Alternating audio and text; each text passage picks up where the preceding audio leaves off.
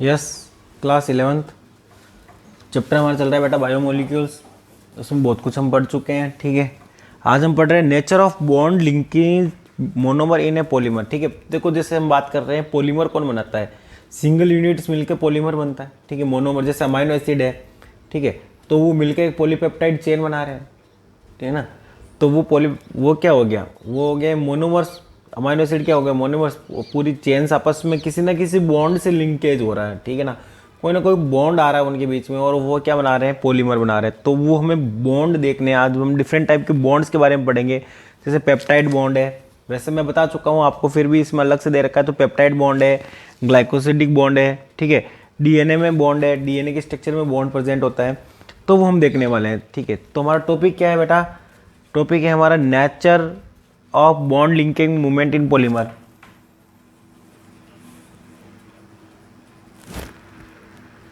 Nature of bond linking monomers in A polymer. ठीक है, तो हम बात कर रहे हैं बॉन्ड्स की बात करेंगे। ठीक है, कि आपस में मोनोमर्स कौन से बॉन्ड से जुड़ रहा है और पॉलीमर बना रहा है। ठीक है, पहले हम बात कर रहे हैं पेप्टाइड बॉन्ड की। पेप्टाइड बॉन्ड मैं आपको पहले ही बता चुका हूँ, फिर देख लेते हैं एक बार। फर्स्ट है हमारा पेप्टाइड बॉन्ड।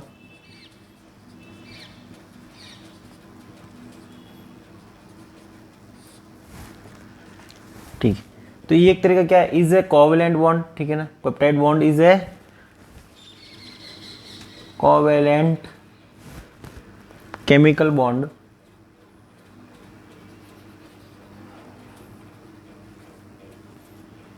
बॉन्ड कहाँ बनता है बेटा, formed between amino acid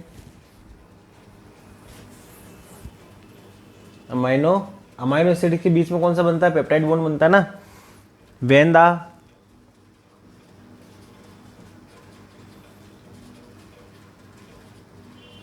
carboxyl group of one amino acid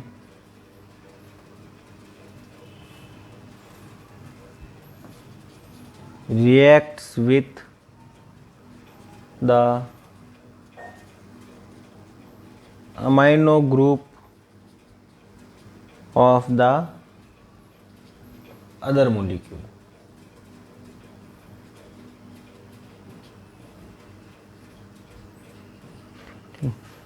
क्या रिलीज होगा, releasing of A molecule of water. Water का मोलिक्यूल इसमें बेटा रिलीज होगा, हम बता चुके हैं। ठीक है, मतलब एक कार्बोक्सिल अमीनो एसिड के कार्बोक्सिल ग्रुप और दूसरे अमीनो एसिड के अमीनो ग्रुप के बीच में ये बॉन्ड बनता है। तो देखते हैं इसका बॉन्ड, जैसे ये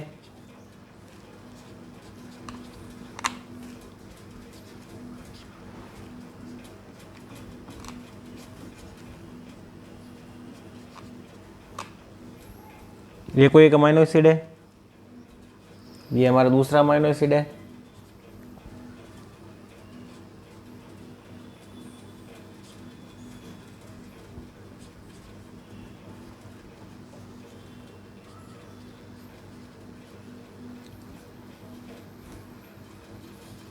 ये वाटर का मॉलिक्यूल बार, और यहाँ पर क्या बन जाएगा, पेप्टाइड बॉन्ड। क्या बन जाएगा, पेप्टाइड बॉन्ड। तो पेप्टाइड बॉन्ड बना रहा हूँ मैं बेटा।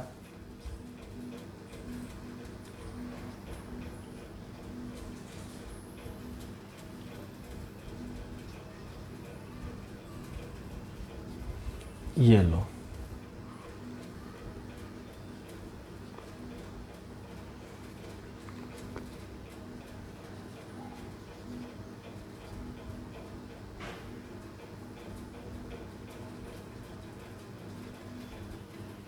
ये जो बना है इसको क्या बोलते हैं, पेप्टाइड बॉन्ड। ये बना है बेटा, ये है हमारा पेप्टाइड बॉन्ड। ठीक है, तो देखो पेप्टाइड बॉन्ड क्या है, हमने बता दिया, एक तरह का कोवेलेंट बॉन्ड है। ठीक है, याद रखना है। कहाँ बनता है, अमाइनो एसिड में। ठीक, किस किस के बीच में बनता है, carboxylic group of one amino acid react with the amino group of the other amino acid, ठीक है। तो उनके बीच में बनेगा एक वाटर मॉलिक्यूल का लॉस होगा और कौन सा बॉन्ड बन जाएगा, पेप्टाइड बॉन्ड, ठीक है। तो दो अमाइनो एसिड के बीच में मोनोमर है, एक अमाइनो एसिड, ए अमाइनो एसिड, ये दोनों मोनोमर हो गए। दोनों के बीच में आपस में कौन से बॉन्ड द्वारा लिंक हो रहे हैं, पेप्टाइड बॉन्ड के द्वारा। तो ये हो गया हमारा बेटा पेप्टाइड बॉन्ड। चलो दूसरी बॉन्ड की हम बात करें, ग्लाइकोसिडिक बॉन्ड। कौन सा,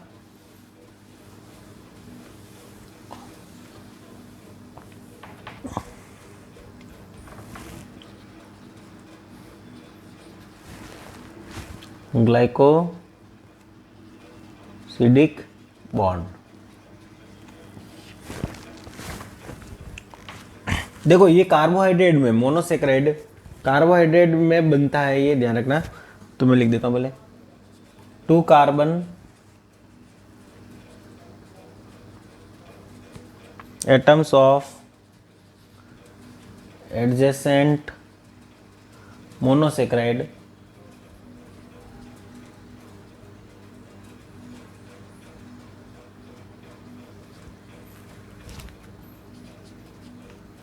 are linked by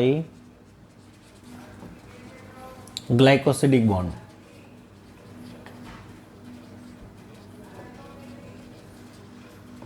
यहाँ पे भी डिहाइड्रेशन होता है। क्या होता है बेटा, डिहाइड्रेशन। देखो हम बात कर रहा हूँ मोनोसेक्राइड की, जो 2 कार्बन एटम्स है पास पास वाले, ठीक है। तो उन कार्बन एटम्स के बीच में ये बॉन्ड बनता है और इसी को क्या बोलते हैं हम, ग्लाइकोसिडिक बॉन्ड बोलते हैं। जैसे फॉर एग्जांपल देखो,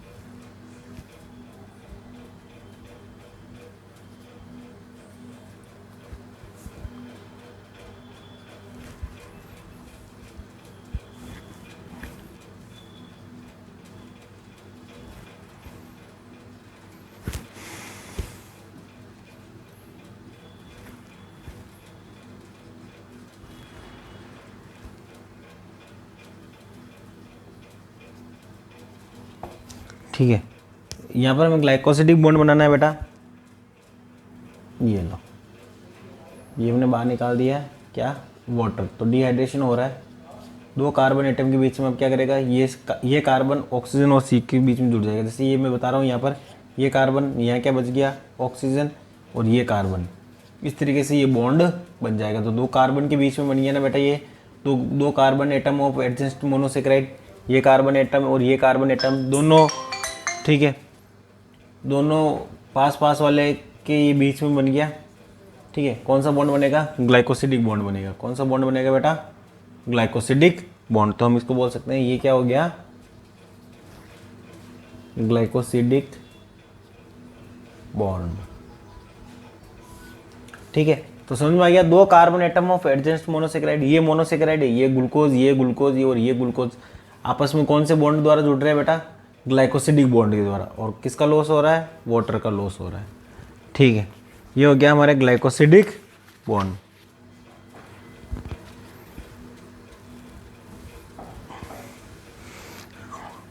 अब हम देख लेते हैं एक डीएनए में कौन सा, ये हो गया बेटा, डीएनए में कौन सा बॉन्ड बनता है,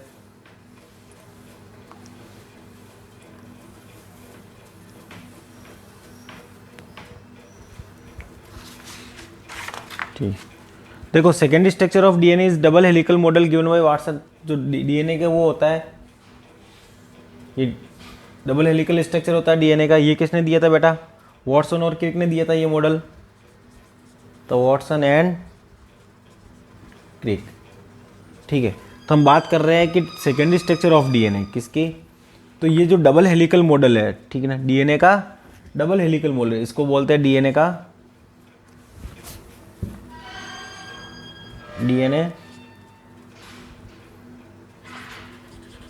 डबल हेलिकल मॉडल, ठीक है। तो second structure of DNA is double helical. इसको देखो मैं समझा देता हूँ आपको पूरा। बात कर रहे हैं सेकेंडरी स्ट्रक्चर ऑफ डीएनए, तो secondary structure of DNA is double helical.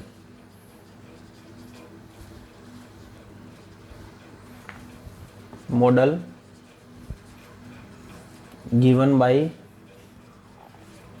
Watson and Crick, दो साइंटिस्ट थे, उन्होंने ये बताया कि जो डीएनए होता है वो डबल हेलिकल में प्रेजेंट होता है। किस तरह के प्रेजेंट होता है? डबल हेलिकल में, ठीक है। और इस डीएनए की जो बैकबोन होती है, मेन जो बैकबोन होती है, कल हमने बात की थी इसके स्ट्रक्चर के बारे में, तो इसकी जो बैकबोन होती है वो शुगर और फॉस्फेट से मिलकर बनी होती है, ठीक है। इसकी जो इस शुगर और फॉस्फेट में हो गया इसकी बैकबोन, ठीक है। जैसे ये हम बात कर रहे थे, ये शुगर, यहाँ पर क्या जुड़ा होता है इसका? फॉस्फेट, यहाँ पर हमारे नाइट्रोजन बेस, ठीक है। तो इसके जो नाइट्रोजन बेस की हम बात करेंगे, तो देखो डबल हेलिकल है, मैं क्या कह रहा हूँ कि डीएनए होता है जो डबल हेलिकल होता है। इस तरीके से एक चेन इधर से जाएगी, एक इसकी चेन इधर होगी, तो दूसरी चेन इसकी इधर होगी, ऐसा होगा डीएनए। तो एक इधर है तो एक इधर भी होगा, ठीक। तो एक इधर से आएगा तो एक ये इस तरीके से भी दिखाई देगा बेटा हमें। तो इसमें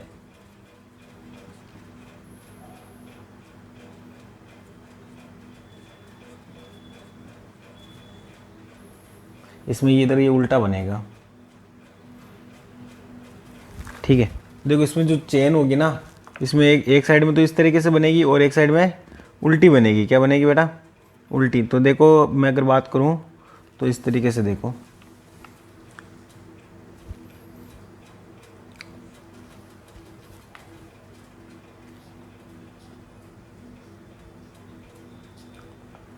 एक नाइट्रोजन इधर आएगा फिर और फॉस्फेट इधर।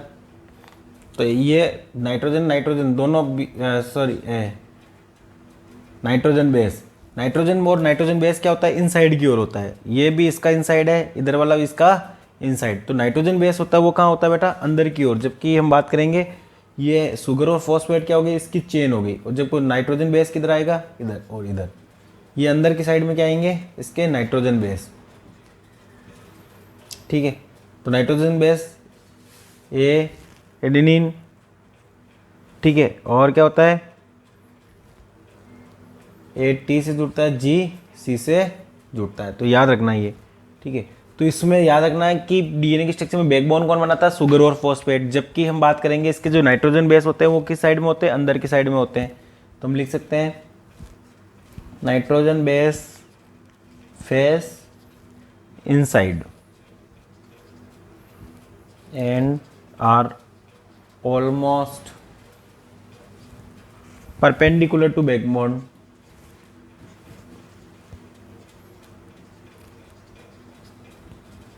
इसकी बैकबोन के कैसे होंगे बेटा? परपेंडिकुलर,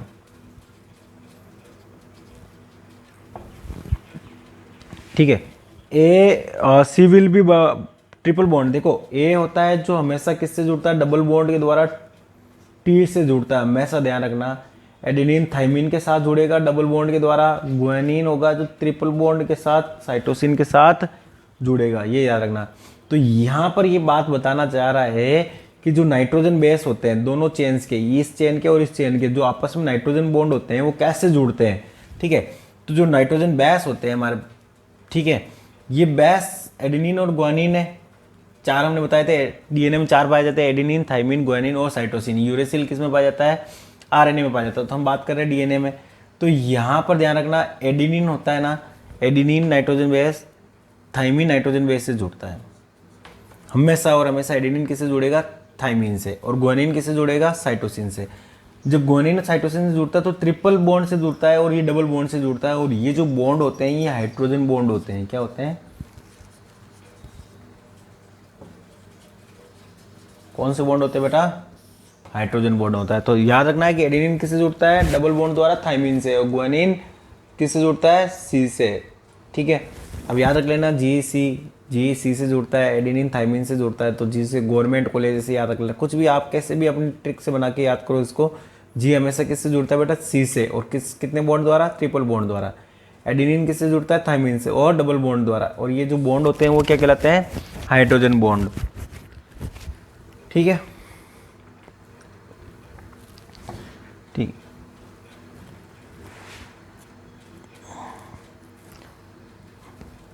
हो गया बेटा?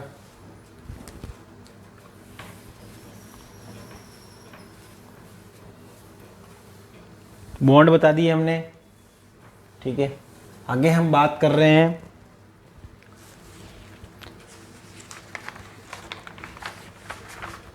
बाकी हम पूरा डीएनए की स्ट्रक्चर पढ़ेंगे, वाटसन और क्रिक मॉडल पूरा पढ़ेंगे इसका। ठीक है, उसमें पूरा डिटेल आ जाएगा।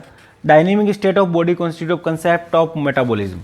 आगे हम बात कर रहे हैं कंसेप्ट ऑफ मेटाबॉलिज्म।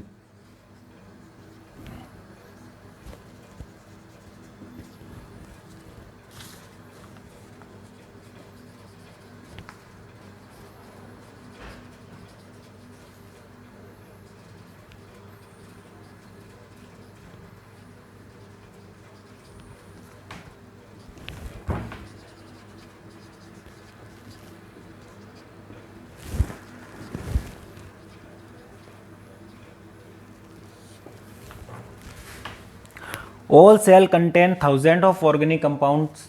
ठीक है, biomolecule present in certain concentration. देखो, प्रत्येक हम सेल की बात करें तो उसमें बहुत टाइप के ऑर्गेनिजम्स प्रेजेंट होते हैं, और कंपाउंड या बायोमोलिक्यूल प्रेजेंट होते हैं, और उनकी जो फिक्स कंसेंट्रेशन में, एक सर्टेन कंसेंट्रेशन है उसमें प्रेजेंट होते हैं।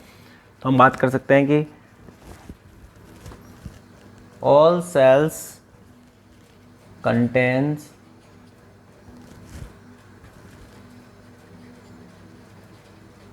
थाउजेंड ऑफ organic compound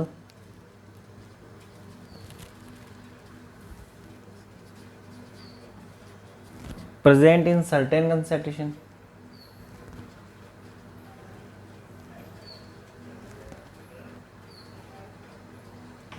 ठीक है ना, एक कंसंट्रेशन में हम बात करेंगे, प्रत्येक सेल्स में ऑर्गेनिक कंपाउंड होता है और उसकी कुछ फिक्स मात्रा होती है। ठीक है,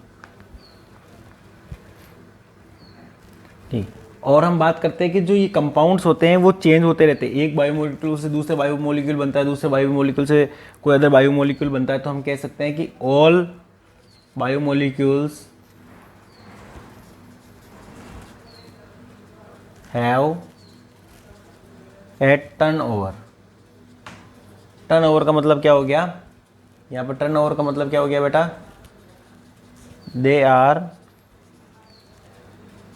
constantly change into some other biomolecule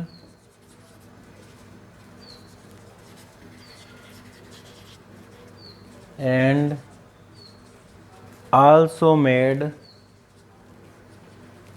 from some other biomolecules. ठीक है बेटा, ये कंडीशन होती है कि बायोमोलिक्यूल्स होते हैं जो एक से दूसरे में, दूसरे से तीसरे में चेंज होते रहते हैं। जैसे सी चेंज हो गया ए में, ए चेंज हो गया बी में। ठीक है, तो ये क्या होते हैं? एक दूसरे से चेंज होते हैं।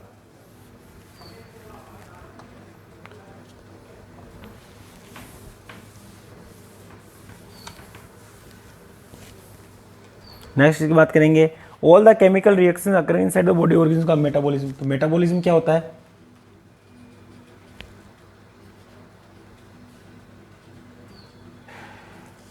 जितनी भी हमारी बॉडी में केमिकल रिएक्शंस होती हैं उन सबको क्या बोलते हैं बेटा? मेटाबॉलिज्म बोलते हैं। तो हम क्या कह सकते हैं?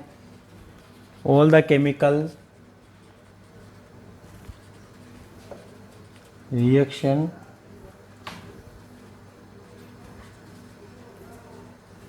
occurring inside the body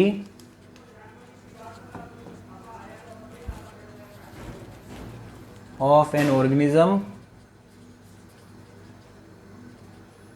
is called metabolism. इसको क्या बोलते हैं?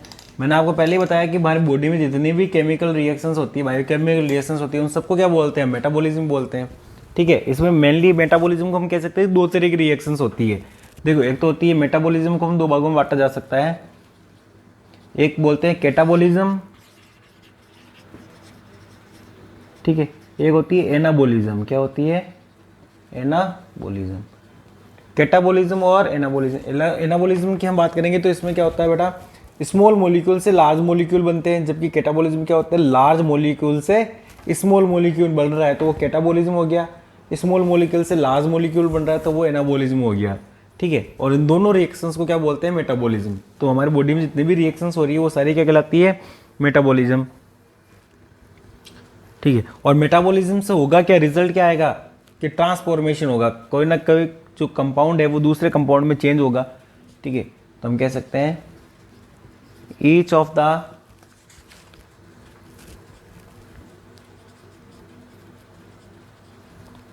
Metabolic reactions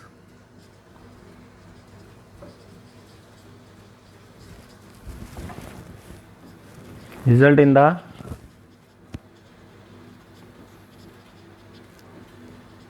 transformation of biomolecule।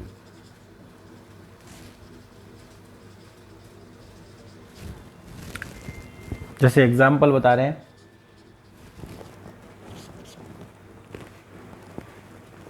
ठीक है, जैसे removal of CO2 from amino acid. अगर अमाइनो एसिड्स में से CO2 बाहर निकल जाएगा तो वो किस में बदल जाएगा? एमीन में। किस में बदल जाएगा बेटा? एमीन में। ठीक है, हम बात कर सकते हैं दूसरा, removal of amino group in A nucleotide base.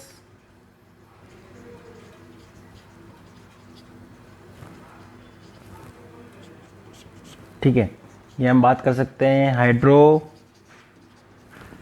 Of A glycosidic bond in A disaccharide.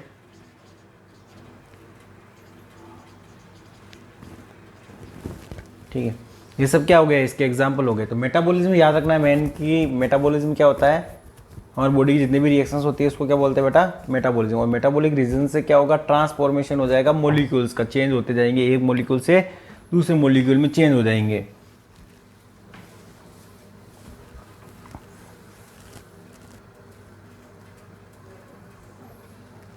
ठीक है, अब जो मेटाबॉलिक रिएक्शंस होती है वो एक सेपरेटली नहीं होती, एक दूसरे से लिंक होती है। क्या होती है बेटा? तो हम कह सकते हैं majority of these metabolic reactions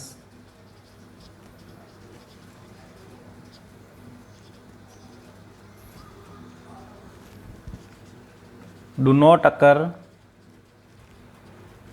in isolation। मतलब ये सेपरेट नहीं होगी। मेटाबॉलिक रिएक्शंस आइसोलेशन का मतलब क्या हो गया? सेपरेट होना। ये कोई सेपरेट रिएक्शंस नहीं है मेटाबॉलिक रिएक्शंस। बाकी क्या है, ये एक दूसरे से लिंक्ड है, but are always linked to some other reactions। ये दूसरी रिएक्शंस के साथ क्या होती है बेटा? कनेक्टेड होती है। ठीक है ना, हम कह सकते हैं मेटाबॉलिक रिएक्शंस आइसोलेट नहीं है, मतलब सेपरेटली नहीं हो रही है, दूसरी रिएक्शंस के साथ इंटर कनेक्टेड होती है। अब हम बात कर रहे हैं मेटाबॉलिक पाथवे। मेटाबॉलिक पाथवे क्या होता है?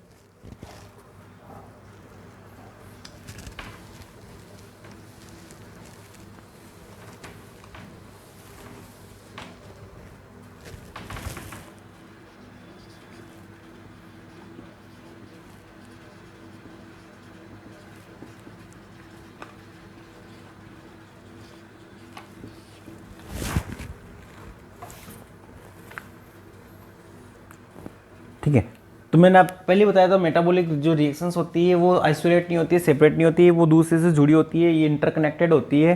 तो हम लिख सकते हैं metabolites are converted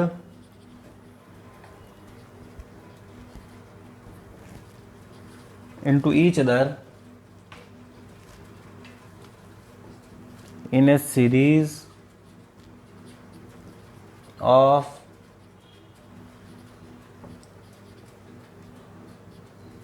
linked reaction called metabolic pathway.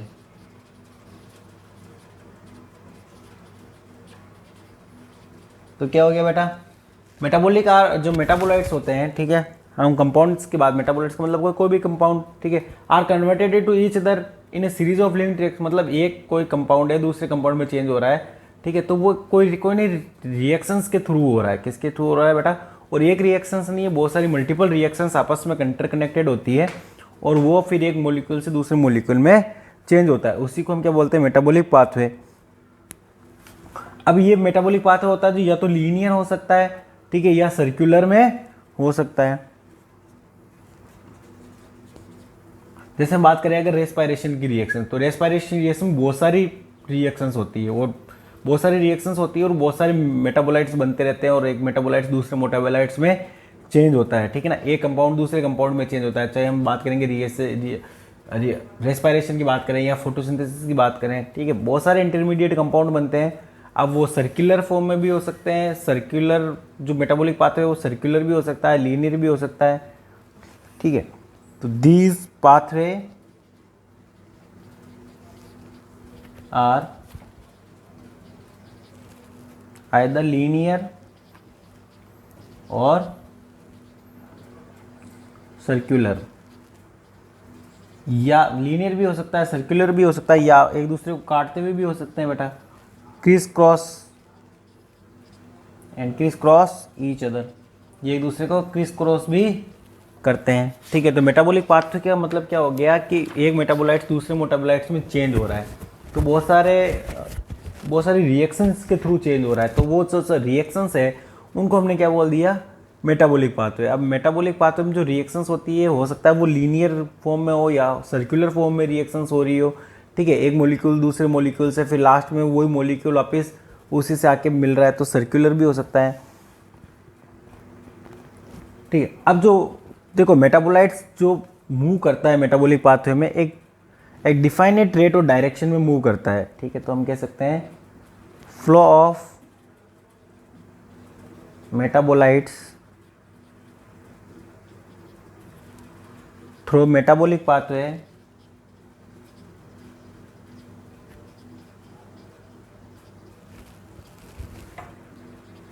Has a definite rate and direction, ठीक है, एक फिक्स डायरेक्शन में मूव करता है, एक डिफाइनेट मतलब उसी डिफाइनेट रेट है उसी डायरेक्शन में मूव करता है, कोई भी मेटाबोलाइट्स किसी मेटाबोलिक पार्ट में मूव कर रहा है, ठीक है, फ्लो कर रहा है, तो डिफाइनेट रेट और डायरेक्शन में मूव करता, ठीक है। अब हम कह सकते हैं this metabolites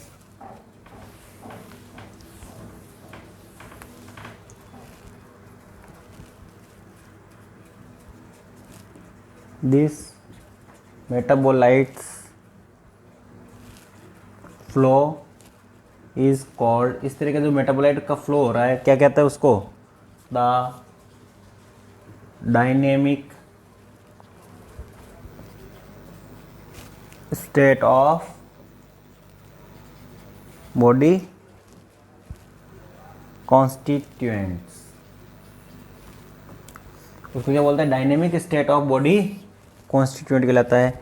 every chemical reaction in chain of metabolic reaction is catalysed, ठीक है, there catalysed are protein generally called enzymes, तो हम कह सकते हैं सारी कोई ना कोई रिएक्शंस कैटेलाइज हो रही है किसी ना किसी एंजाइम के थ्रू होती है, किसी ना किसी कोई भी, जैसे एक मेटाबोलाइट्स है ये दूसरे मेटाबोलाइट्स में चेंज हुआ, ये तीसरे में चेंज हुआ, ठीक है, ये चौथे में चेंज हुआ, फिर पाँचवें में ये वापस ये बन गई, ये तो हो गया सर्कुलर। हम बात कर रहे हैं एक, फिर दो, फिर तीन, चार, फिर पाँच, ये हो गया हमारा लीनियर। हो सकता है ये एक दूसरे को क्रिस क्रॉस भी करते हो, ठीक है ना, एक दूसरे को बीच में यहाँ से कोई मेटाबोलाइट्स होता है जो यहाँ काम में आ रहा हो, यहाँ से मेटाबोलाइट्स यहाँ पे काम में आ रहा हो, ठीक है, तो ये इस तरीके से चलता है। और ये जो मेटाबोलाइट्स बनते हैं इनको कोई ना कोई कैटेलाइज कर रहा है, एक मेटाबोलाइट से दो नंबर बन रहा है, इसका मतलब यहाँ कोई ना कोई एंजाइम इन्वॉल्व होता है, बिना एंजाइम के ये मेटाबोलाइट्स चेंज नहीं होते हैं तो हम कह सकते हैं कि every chemical reaction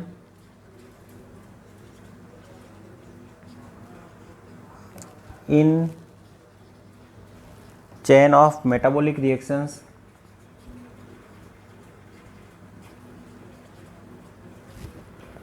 is catalysed, मतलब कोई ना कोई कैटेलाइज्ड कर रहा है उसको, ठीक है। और कौन करता है? दीज कैटेलाइज आर प्रोटीन, हम कह सकते हैं एंजाइम्स। तो दीज कौन कैटेलाइज करता है बेटा? आर एंजाइम्स, कोई ना कोई एंजाइम्स में इन्वॉल्व होता है, ठीक है। तो इसको पढ़ना अच्छे से। Thank you very much.